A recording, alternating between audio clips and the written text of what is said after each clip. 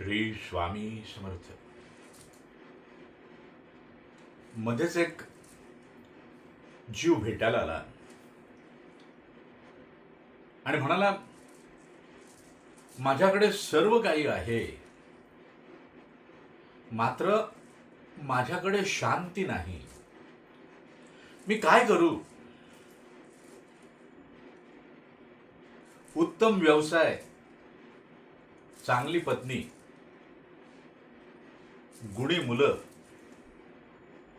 हे सगळं असून देखील माझ्या अंतरंगामध्ये निरंतरपणे अशांती आहे, अस्वस्थता आहे, भीती वाटत राहते. उद्या काय होणार, परवा काय होणार, असा निरंतरपणे माझ्या मनामध्ये विचार येत राहतो आणि त्यामुळे मी माझी शांती घालवून बसलोय. मी काय करू, आपण मला सांगा. मी क्षणभर त्याच्याकडे पाहत राहिलो.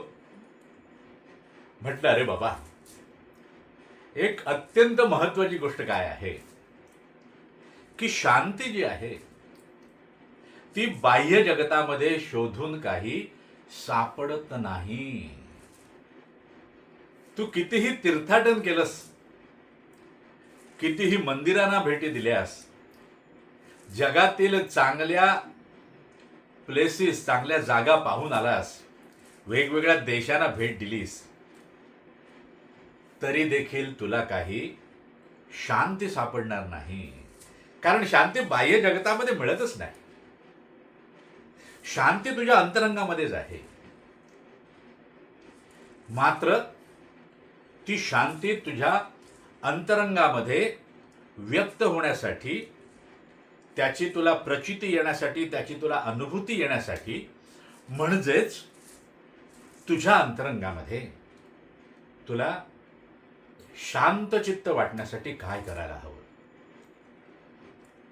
तर अत्यंत महत्वाची गोष्ट काय, तर यासाठी भक्तीसारखा दुसरा प्रभावी सोपा उपाय नाही.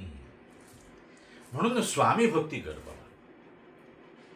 स्वामींवर विश्वास ठेव, स्वामींवर विसंबून राहा. कारण काय आहे की भौतिक साधनं प्राप्त झाली म्हणजे मला सुख प्राप्त होतं असं समजण्याचं यत्किंचितही कारण नाही. कारण सगळं असून सुद्धा मला त्याचा उपभोग घेता येईलच असं नाही. मग त्यासाठी काय हवं, तर स्वामी कृपा छत्र हवं. स्वामी कृपेची सावली हवी.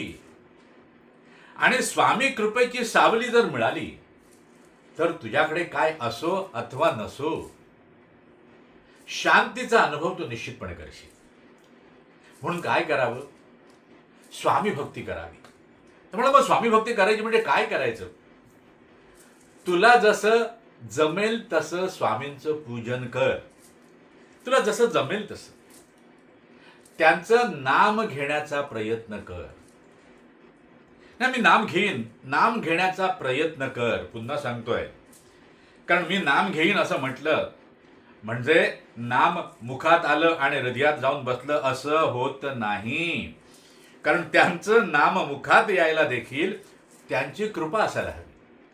म्हणून काय करावं?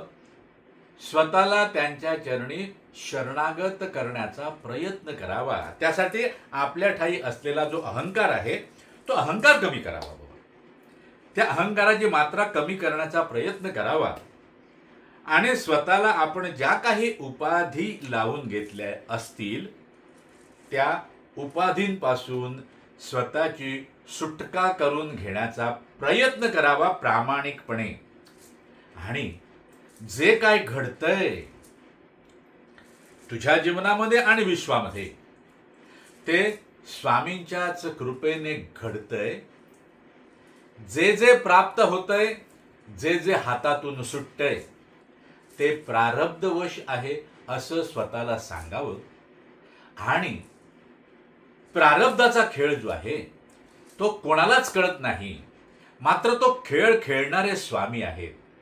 म्हणून आपलं प्रारब्ध जे आहे ते स्वामींच्या स्वाधीन करावं आणि त्यांना सांगावं, स्वामी आपण जे काही कराल माझं ते आपण करा, मला ते मान्य असेल, फक्त आपण आपली कृपादृष्टी माझ्यावर निरंतरपणे ठेवा, जेणेकरून माझं चित्त जे अशांत आहे ते शांत होईल आणि मला जीवनाचा आनंद घेता येईल. श्री स्वामी समर्थ.